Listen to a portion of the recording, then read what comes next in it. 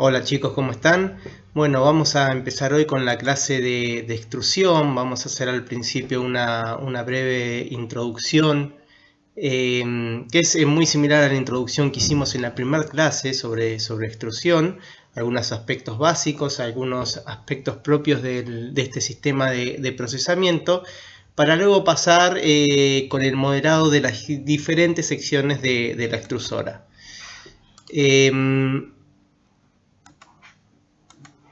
Bueno, muy bien.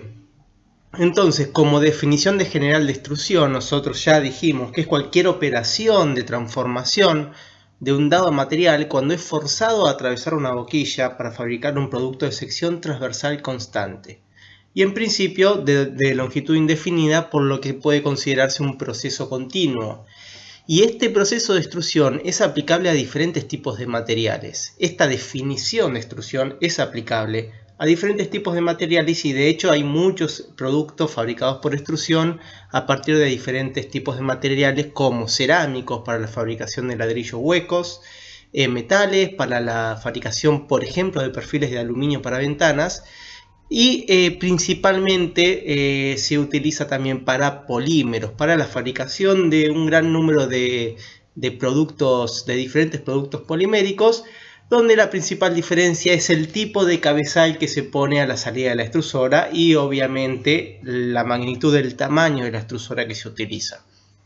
De esa manera se pueden obtener por extrusión películas y láminas plásticas, perfiles para diferentes tipos de aplicaciones, como por ejemplo para cortinas de enrollar o perfiles para aberturas de PVC.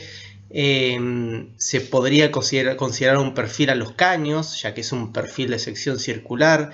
Hay caños de muy diferentes tamaños y espesores para diferentes tipos de aplicaciones. Recubrimiento de cables, espumas, el moldeo por inyección también utiliza el método de extrusión para fundir al polímero y presurizarlo. Pero bueno, hay una diferencia principal, como ya dijimos, entre la extrusión de cerámicos y metales y la extrusión de polímeros. Y la diferencia principal es que durante la extrusión de polímeros ocurre un cambio de estado del material durante el proceso. ¿Qué significa esto? Que durante la extrusión de polímeros el material ingresa a la extrusora en estado sólido, en forma generalmente de pellets o de polvo o con algún otro tipo de granulometría si es que se utiliza polímero reciclado o picado.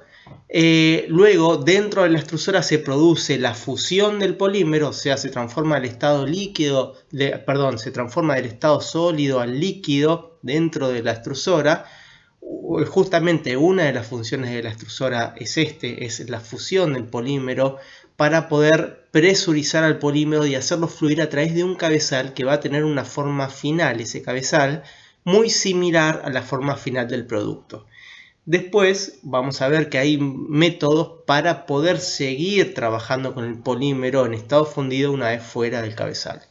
Y las extrusoras más utilizadas son las extrusoras de tornillo simple y son a las que haremos referencia en esta cátedra, pero sepan también que hay otro tipo de extrusoras como son las de doble tornillo que se utilizan principalmente para otros fines, que es cuando quiero mezclar un polímero con diferentes aditivos o partículas de refuerzo o mezclas de dos o más polímeros. Para mejorar ese grado de mezclado es que se utilizan las extrusoras de doble tornillo. Pero bueno, nosotros vamos a analizar solo las extrusoras de tornillo simple.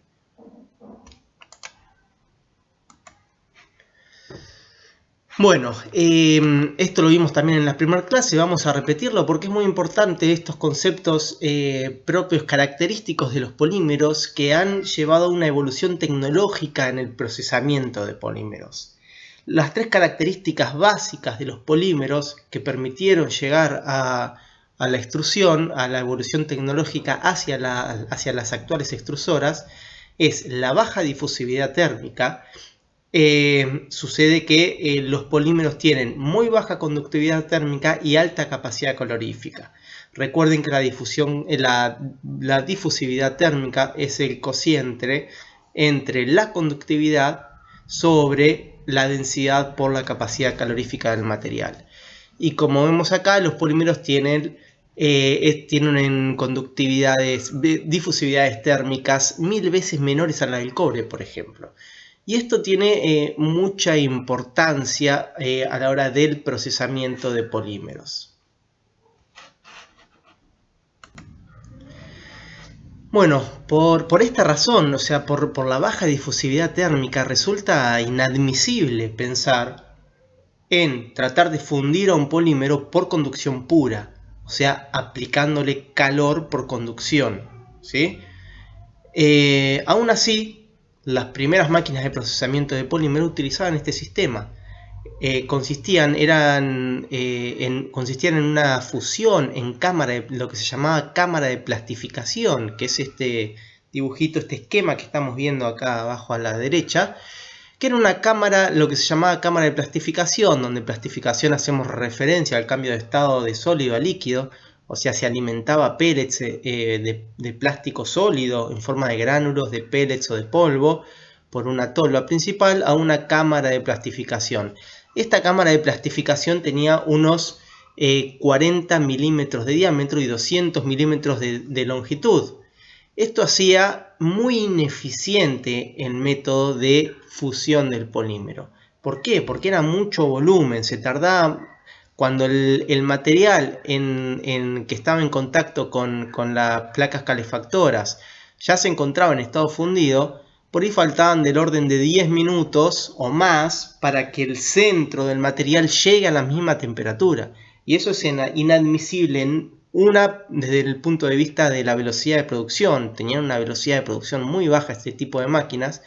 Por otro lado, también tenían muchos problemas de degradación térmica, porque el material que estaba al lado de la placa calefactora, que era el primero que se fundía, pasaba mucho tiempo a la temperatura de fusión y eso hacía que se degrade el material.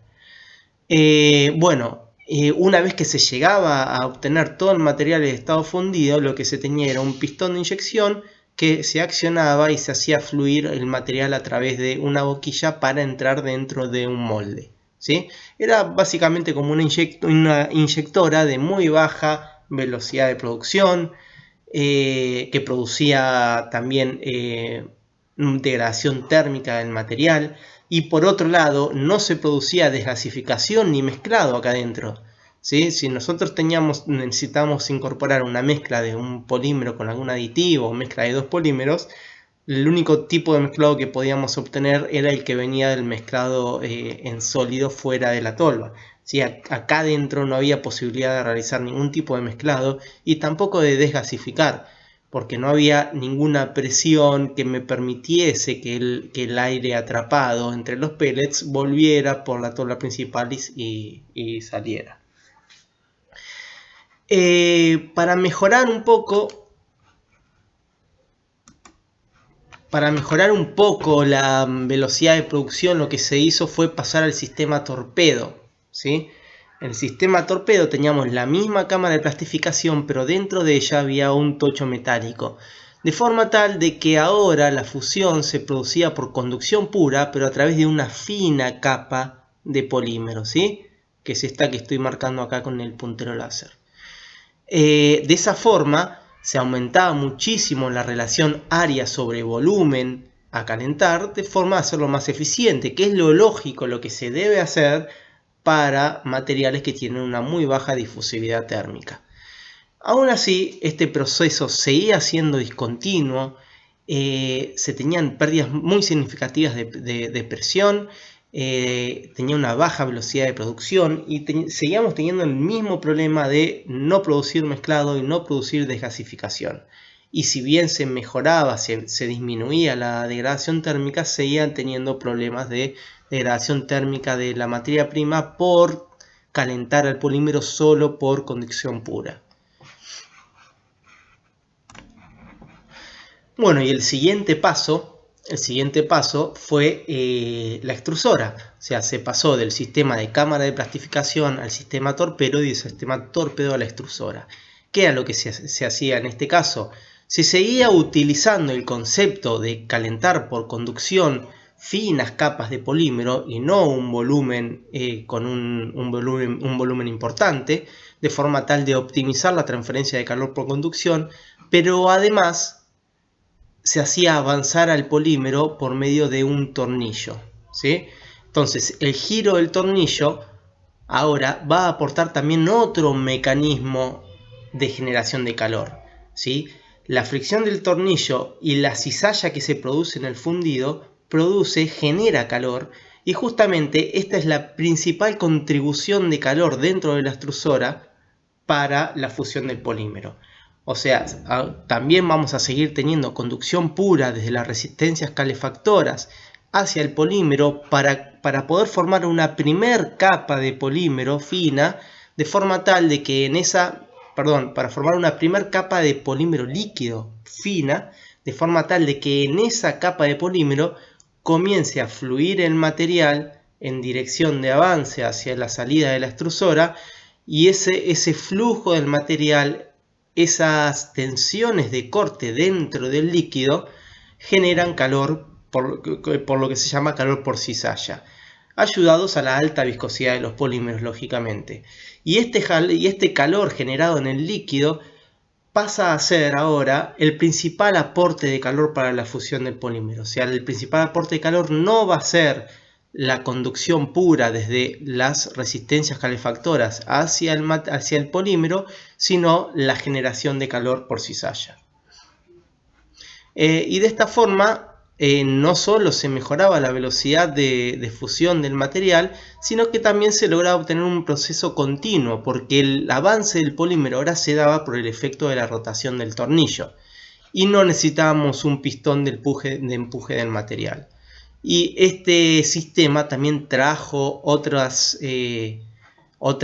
ventajas, que son el mezclado y la desgasificación. Entonces se mejoró muchísimo la velocidad de producción, tenemos mucho menos pérdidas de presión, es un proceso continuo, se produce mezclado y desgasificación dentro de la extrusora, y se minimiza la degradación térmica de la materia prima, porque el tiempo de residencia del material dentro de la extrusora para producir su fusión total es del orden de segundos, mientras que en la cámara de plastificación era del orden de minutos, incluso en el sistema torpedo.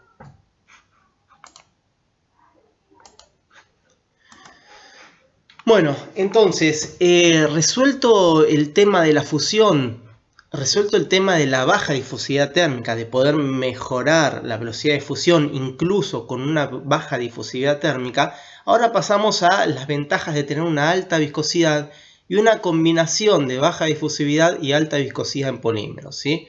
Los polímeros tienen viscosidades de entre 10 a la 5 y 10 a las 7 veces más grandes que la del agua. Entonces esto produce dos factores importantes. Por un lado, favorece el aporte de calor por disipación viscosa, que dijimos que era el principal mecanismo de aporte de calor para la fusión del polímero. Ahora la conducción pura desde la camisa de la extrusora hacia el polímero no es el principal aporte de calor, sino la disipación viscosa o generación de calor por cizalla, que también lo van a encontrar en la bibliografía con ese nombre. Y también la alta viscosidad lo que hace es generar incrementos significativos de presión a la salida del cabezal, y justamente la fuerza impulsora para que el material salga de un cabezal con una geometría determinada va a ser este incremento de presión a lo largo del tornillo de la extrusora. Y por otro lado, la combinación de baja difusividad térmica y alta viscosidad lo que nos permite es que el material, una vez fuera del cabezal, continúe en estado fundido, y que podamos seguir procesándolo en estado fundido para llevarlo a la forma final del producto con los requerimientos geométricos que uno necesita. Incluso también se puede orientar las moléculas en una dirección preferencial para mejorar las propiedades mecánicas en dicha dirección. Y utilizando estas ventajas de la combinación de baja difusividad y alta viscosidad es que se pueden obtener diferentes tipos de productos con diferentes líneas que se denominan líneas post-extrusión, ¿sí? Si nosotros estuviésemos trabajando con un material de muy baja viscosidad, como por ejemplo el agua, una vez fuera del cabezal, el material por gravedad caería al piso y sería imposible seguir procesándolo con una línea de post-extrusión. Y supongamos que tuviésemos un material de alta difusividad térmica, o sea, de alta conductividad, lo que sucedería, como los metales, es que ni bien sale el material fundido del cabezal, automáticamente se solidificaría y tampoco podríamos seguir procesándolo hacia la forma final del producto. Por eso es que los polímeros sí nos permiten seguir procesándolos y es así que tenemos líneas de post-extrusión para diferentes tipos de materiales, como son extrusión de tubos y perfiles, soplado de películas, calandrado de láminas, soplado de botellas, recubrimiento de cables y extrusión de hilos y filamentos. Bueno, esto que vemos acá, vamos a empezar a mencionar un poco las funciones de la extrusora y las diferentes partes que componen a la misma. Las funciones de las extrusoras de tornillos simples se las tienen que memorizar por lo menos. La idea es que entiendan los conceptos mediante los cuales se está produciendo cada una de estas funciones. La primera es el transporte de material sólido, ¿sí? El material sólido ingresa por la tolva y es transportado a lo que llamamos zona de fusión del tornillo.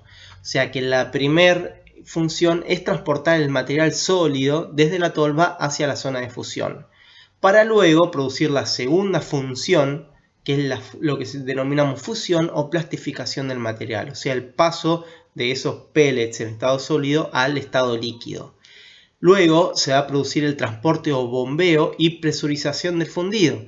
O sea, a medida que va avanzando el material dentro de la extrusora, lo que sucede es que va aumentando la presión porque a la salida colocamos una boquilla que es una restricción al flujo. Entonces, al colocar esta restricción, lo que sucede es que aumenta la presión a lo largo del tornillo. Entonces, de esta manera es que llamamos a la tercera función como función de transporte o bombeo y presurización del fundido. Y justamente este incremento de presión va a ser la fuerza impulsora para el flujo de material a la salida de la boquilla. La cuarta función es la de mezclado. Justamente este incremento de presión también va a producir lo que llamamos el flujo de retroceso, ¿sí? El material nunca va a ir hacia atrás, pero sí en los filetes va a hacer un recorrido que si bien va a estar siempre avanzando el material en la dirección del eje del tornillo, dentro de los filetes hay un recorrido de retroceso dentro de cada filete que produce el mezclado del polímero. Y este flujo de retroceso, o sea, este incremento de presión también se encarga de desgasificar el material, porque este incremento de presión hace que los gases atrapados entre los pellets sólidos puedan retroceder, por efecto de esta presión, puedan retroceder y salir por la tolva. Y ese es el mecanismo mediante el cual se produce el desgasificado del polímero. Y la última función, lógicamente, es el conformado. El conformado significa darle la forma final al producto. Y eso se obtiene mediante el conjunto adecuado de cabezal y boquilla, dependiendo del producto que uno quiera fabricar. Bueno, a lo largo del tornillo de extrusión se identifican tres zonas.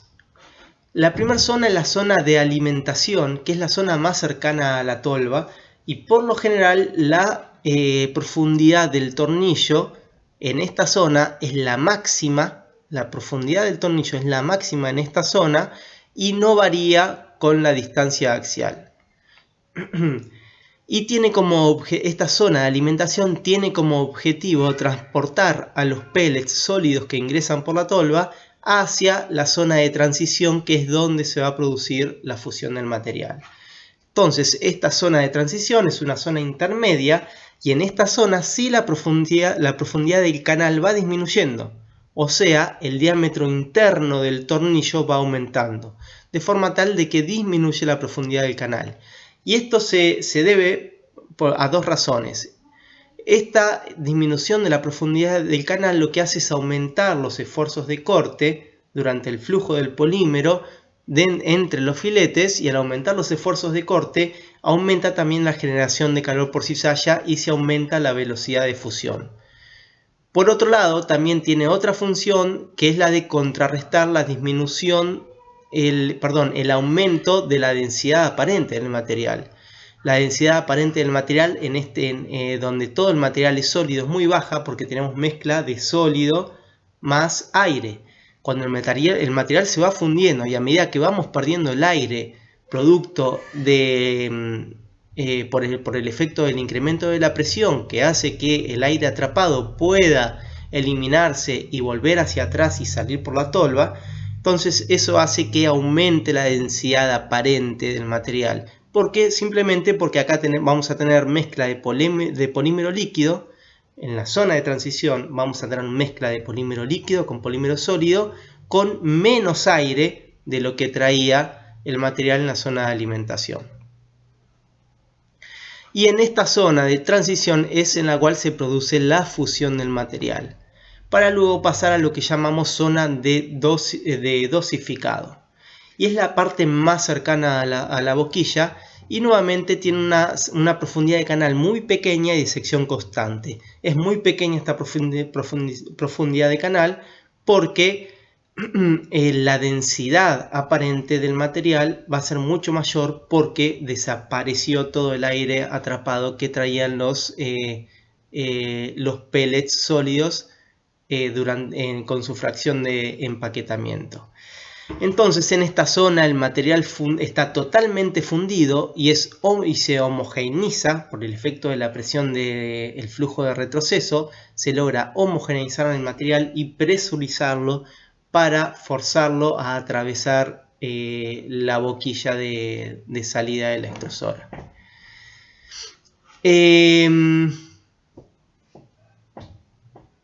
Bueno, tengan en cuenta que las extrusoras actuales pueden entregar caudales, o sea, velocidades de producción de hasta 2000 kilos de material por hora, lo cual es una velocidad de producción muy elevada para la obtención de cualquier tipo de producto. Bueno, en cuanto al tornillo de la extrusora ya definimos las diferentes zonas del tornillo.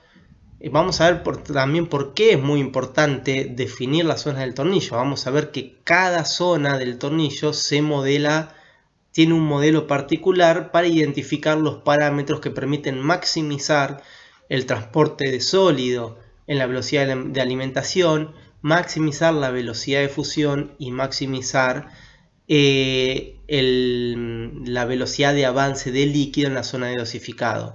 ¿Por qué les digo maximizar estos tres parámetros? Porque si nosotros maximizamos esos tres parámetros, vamos a estar maximizando la velocidad de producción de la máquina.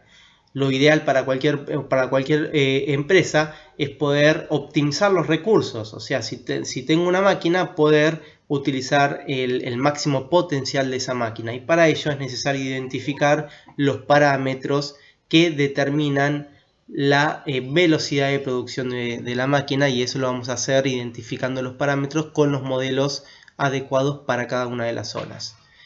Entonces, las funciones del tornillo de extrusión eran transportar, fundir, mezclar y desgasificar el material. Y los parámetros de diseño del tornillo son muy importantes. Porque van a determinar tanto la velocidad de producción como también en muchos casos la calidad del producto final.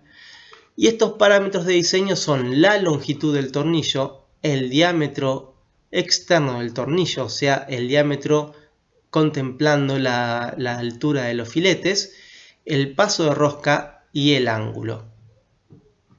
Y el ángulo del filete. Bueno, y el diseño del tornillo va a depender no solo de la velocidad de producción que uno quiera obtener, sino también del tipo del material que uno va a utilizar. Con el tipo del material vamos a definir diferentes características del mismo, como son cristalinidad del sólido, calor específico, densidad, coeficiente de fricción y coeficiente de conductividad térmica del sólido y del líquido, y temperatura de fusión y transición vítrea, como así también el comportamiento reológico del fundido. O sea, nosotros vamos a utilizar un diseño de tornillo dependiendo de estas características básicas del material. Y en realidad hay 3 o 4 diseños estándar de tornillos para grupos de diferentes tipos de materiales.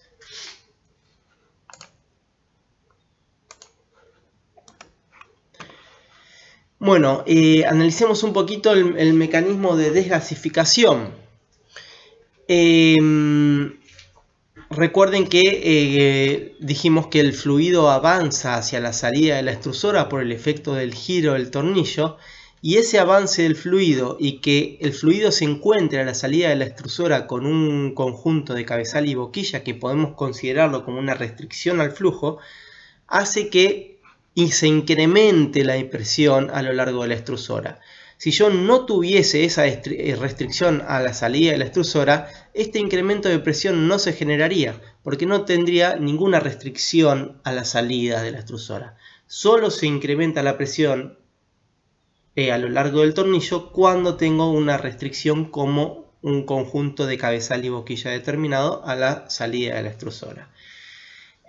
Lo que sucede es que este incremento de la presión permite que los gases atrapados entre los pellets sólidos puedan retroceder. Justamente los gases se van a mover desde la zona de mayor presión hacia la zona de menor presión, y la zona de menor presión dentro del tornillo es la entrada del polímero entre la tolva, lo que se llama garganta de alimentación, que es la conexión de la tolva con el tornillo. Por lo tanto, los gases van a retroceder producto de este incremento de presión, van a retroceder y van a poder ser evacuados por la tolva principal. Y este es el mecanismo de desgasificación. Como les dije antes, este incremento de la presión permite que los gases retrocedan, pero no va a hacer que el polímero retroceda, porque nosotros, además de la componente de retroceso de presión, vamos a tener una componente de flujo de avance por arrastre. Y siempre va a terminar ganando este flujo por arrastre, de forma tal de que siempre voy a poder obtener ese avance del material hacia la salida de la extrusora. Bueno, ahora vamos a analizar los componentes básicos de la extrusora. El primero es el cilindro de calefacción, que es donde va insertado el tornillo. Y este cilindro de calefacción se denomina de calefacción porque por su superficie externa se colocan resistencias calefactoras, y estas resistencias calefactoras son las que le dan temperatura a este cilindro de calefacción, que se calienta a una temperatura determinada. Por lo general se utiliza un perfil de temperaturas a lo largo del cilindro de calefacción. Se comienza con una temperatura baja de unos 60 a 80 grados menos que la temperatura de fusión del material, y se va incrementando la temperatura hasta llegar a unos 30 o 40 grados por encima de la temperatura de fusión en el final de la zona de transición. Recordemos que no es necesario que el material, que la temperatura en todo el cilindro de calefacción sea superior a la de fusión para que se funda el polímero. ¿Por qué les digo esto? Porque el principal aporte de calor para la fusión del polímero no es la conducción pura desde el cilindro de calefacción hacia el polímero, sino la generación de calor por cizalla que se genera durante el flujo del polímero líquido a lo largo de la extrusora. Bueno, esto que ven acá abajo, en violeta y celeste, son ventiladores. ¿Por qué se utilizan este tipo de ventiladores? Porque por lo general, se utilizan sensores de temperatura y controladores de temperatura diferentes en las diferentes secciones del cilindro de calefacción. Lo que sucede es que por más que nosotros pongamos una temperatura fija en cada sección, la generación de calor por cizalla va a hacer que esa temperatura se supere. Y lo que hay que hacer es entonces poder refrigerar. Cuando eso sucede, poder refrigerar la zona correspondiente para que no se produzca la degradación térmica del material. Además, los sensores de temperatura están colocados dentro del metal, nunca están en contacto con el polímero. Por lo tanto, la temperatura que van a estar seteando los sensores sensando estas termocuplas van a ser siempre inferiores a la temperatura real del polímero, porque dentro del polímero se está produciendo esta generación de calor por cizalla. Y esa generación de calor es transferida también hacia el cilindro de calefacción, y por esa razón es que puede incrementarse la temperatura por encima de la temperatura que uno setea en la zona correspondiente del cilindro de calefacción. Respecto a la garganta de alimentación, como les dije, la garganta de alimentación es el nexo entre la tolva donde se incorpora al material en estado sólido y el tornillo. Es importante que no se produzca la fusión del material en esta zona, porque vamos a ver que la fuerza impulsora, que es la fricción entre el sólido y la superficie interna de la camisa, es la fuerza impulsora para el avance del polímero en la zona de alimentación. Y esa fricción disminuye cuando aumenta la temperatura del polímero y disminuye aún más cuando el polímero se funde. Por lo tanto, para mejorar esa fricción entre el sólido y la superficie interna de la camisa, necesitamos que no se funda el material en la zona de alimentación. Es por eso que también se utiliza un perfil de temperaturas donde la temperatura siempre cercana a la tolva es mucho menor que la temperatura en el cabezal. Y de hecho la temperatura en la zona de alimentación es siempre menor a la temperatura de fusión del material. Y suelen utilizarse también sistemas de refrigeración, porque obviamente la temperatura mayor en las zonas, en las siguientes zonas del tornillo, hace que se transfiera la temperatura por conducción a la zona de alimentación del cilindro de calefacción. Por lo tanto, necesitamos siempre estar enfriando esa zona para poder controlar la temperatura que nosotros deseamos y que no se funda el material en dicha zona. Bueno, la tolva es el contenedor que se utiliza para incorporar el material sólido a la máquina, y hay diferentes tipos de tolvas. Están las circulares y las rectangulares. Se prefieren las tolvas de sección circular porque suele trabarse menos el material en estas, pero son más caras. Y se aconseja diseñar el volumen de las tolvas para que permita al menos 2 horas de trabajo, ¿sí? O sea, si estamos trabajando a una velocidad de producción de 10 kilos por hora, necesitamos como mínimo que pueda almacenar 20 kilos de material la tolva para poder trabajar tranquilamente sin necesidad de estar recargando continuamente material.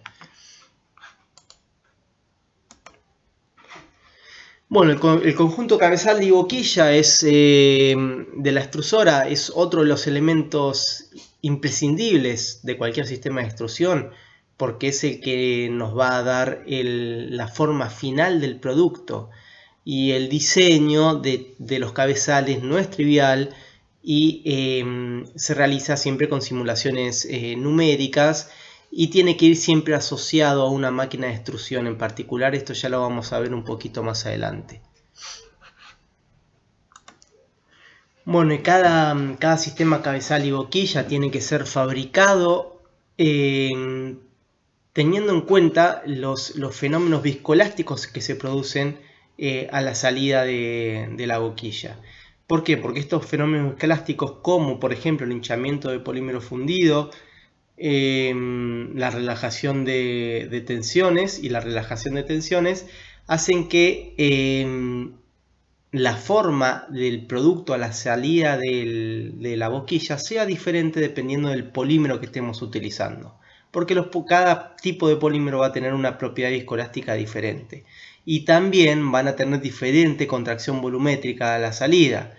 Por lo tanto, tanto el cabezal y boquilla como el sistema de post-extrusión que se esté utilizando va a tener que ser perfectamente diseñado para el material que se vaya a utilizar para obtener el producto con los requerimientos geométricos que uno necesita y con la calidad, o sea, con la estabilidad dimensional en el tiempo que requiera el producto diseñado.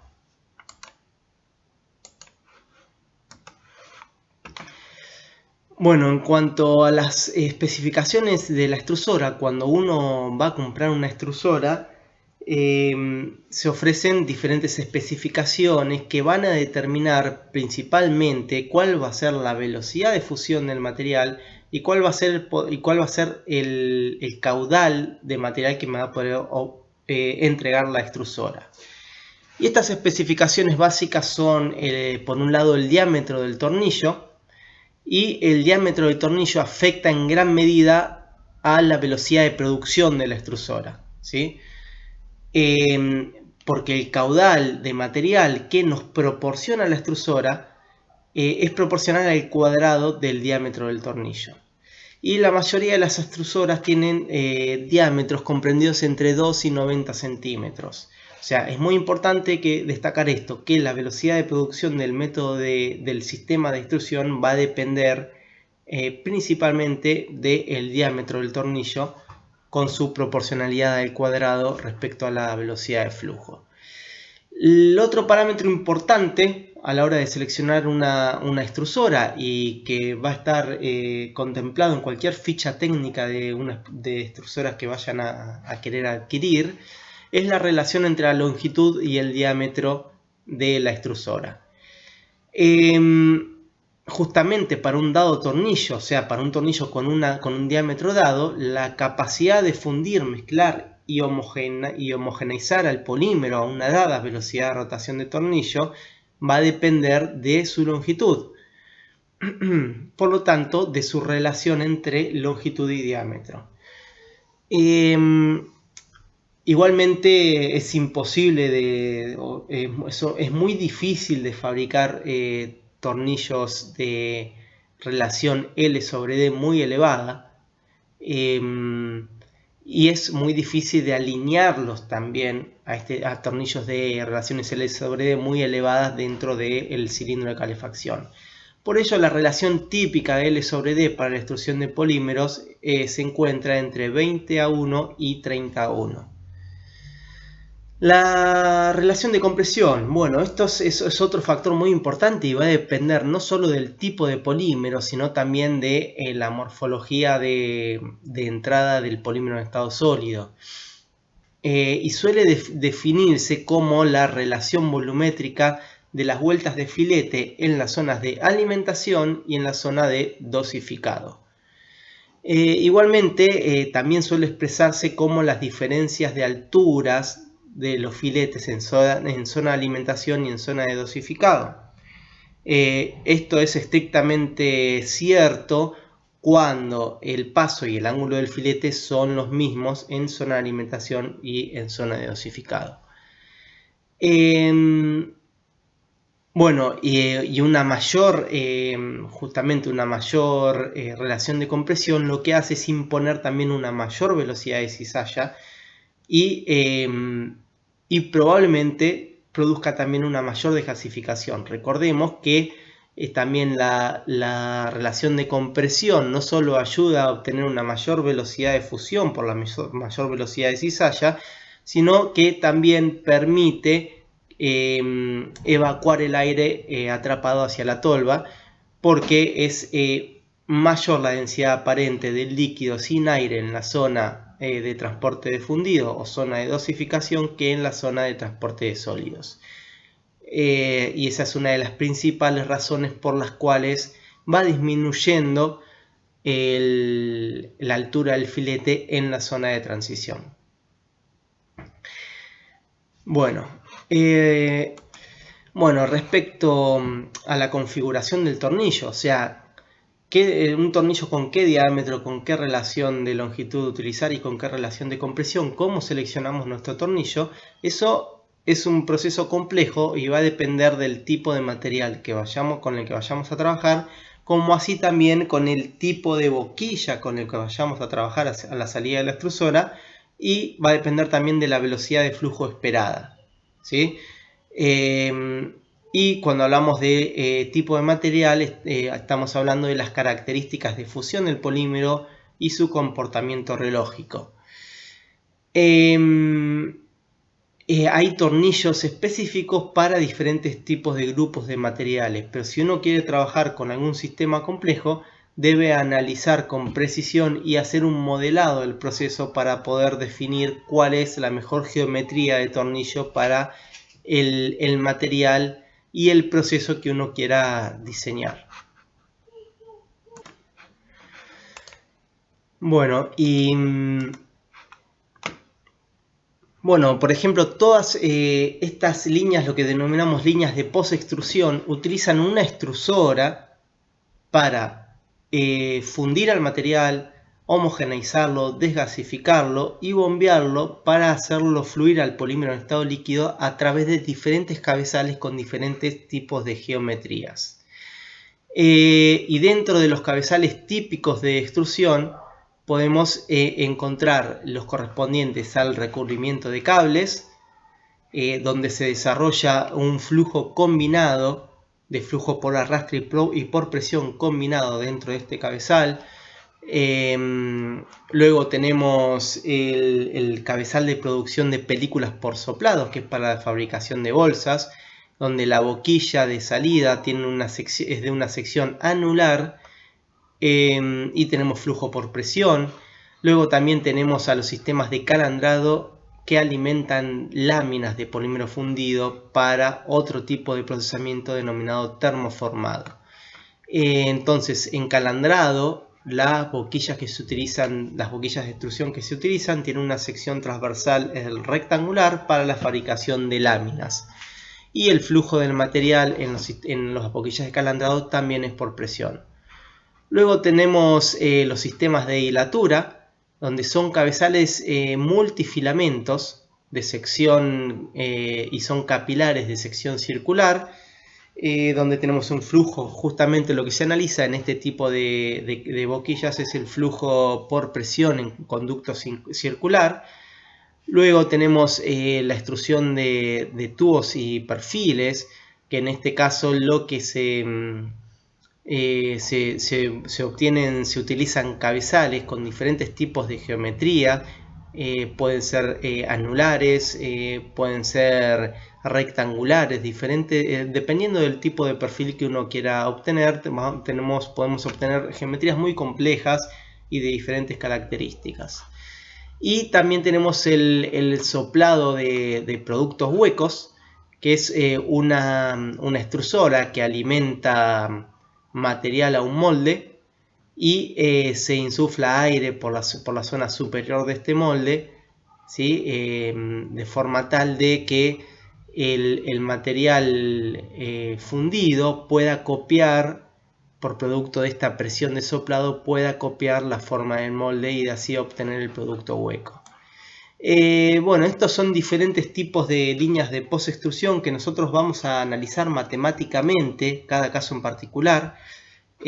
Principalmente en este curso vamos a analizar con detenimiento el recubrimiento de cables, el soplado de películas, calandrado y también moldeo por inyección, que lo vamos a ver más adelante, que podríamos considerarlo el moldeo por inyección también como un sistema de post-extrusión, con la diferencia de que los accionamientos del tornillo son diferentes. El tornillo en una inyectora no solo gira, sino que también puede moverse axialmente para funcionar como un pistón. Bueno, después de esta introducción, lo que vamos a pasar es a analizar son los modelos matemáticos del proceso de extrusión. Vamos a tratar de maximizar el nivel de identificar los parámetros que determinan el nivel de producción de la extrusora, ¿sí? Y vamos a tratar de identificar cómo se puede maximizar estos parámetros para poder optimizar la velocidad de flujo del material o la velocidad de producción de la extrusora. Si nosotros tenemos un equipamiento en una extrusora, vamos a querer explotar al máximo su rendimiento. Por lo tanto, tenemos que identificar los parámetros que determinan ese rendimiento, o sea, que determinan la velocidad de producción. Y para ello vamos a tener modelos que simulan la velocidad de flujo del material en la zona de alimentación. Vamos a ver de qué factores depende la velocidad del material sólido en la zona de alimentación. Luego vamos a querer fundir a ese material lo más rápido posible en la zona de transición. Vamos a ver qué modelos se utilizan para identificar este proceso. Y luego también vamos a querer maximizar la velocidad de avance de líquido en la zona de dosificado y vamos a ver también qué modelos se pueden utilizar para identificar los parámetros que determinan la velocidad de avance del polímero líquido en la zona de dosificado. Todo esto lo vamos a comenzar a ver en el próximo video. Saludos.